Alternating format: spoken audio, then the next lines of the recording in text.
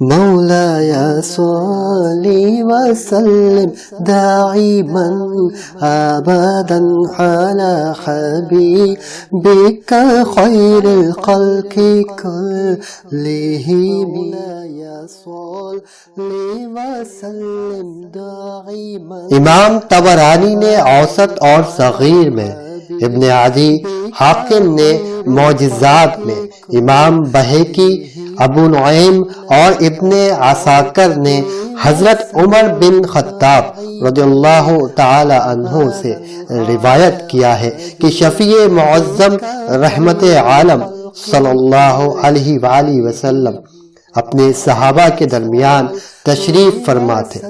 بنی سلیم کا ایک اعرابی بارگاہ رسالت میں حاضر ہوا۔ اس نے ایک گوہ پکڑ رکھی تھی۔ گو ایک چھپکلی کی طرح کا جانور ہوتا ہے۔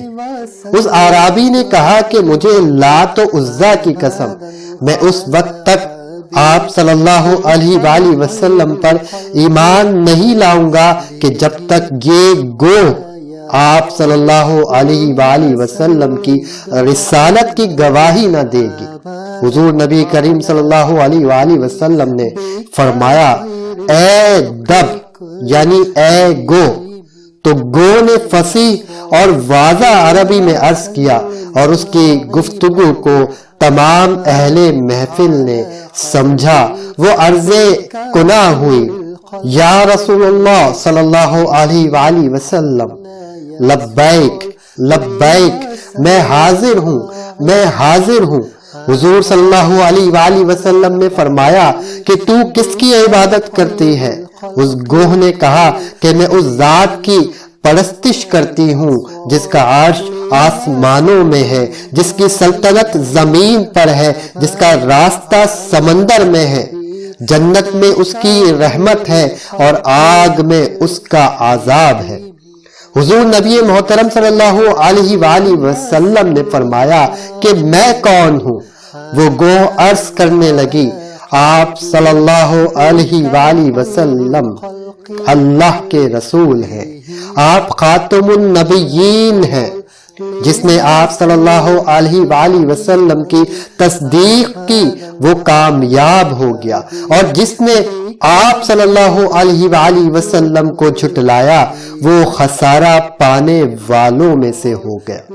جب اس اعرابی یا دیہاتی نے یہ حیرت انگیز معجزہ رسول دیکھا تو وہ اسی وقت مسلمان ہو گیا۔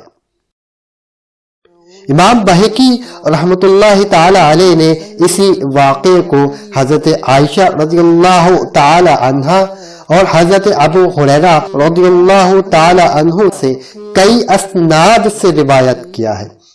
امام سیوطی رحمت اللہ تعالی علیہ فرماتے ہیں کہ مذکورہ بالا معجزہ جو حضرت عمر فاروق رضی اللہ تعالی عنہ سے روایت کیا گیا ہے، ابو نعیم رحمت اللہ تعالی علیہ نے اس کو ایک اور سند سے بھی روایت کیا ہے۔ ابن عساکر نے اسی طرح کا معجزہ حضرت علی رضی اللہ تعالی عنہ سے بھی روایت کیا ہے۔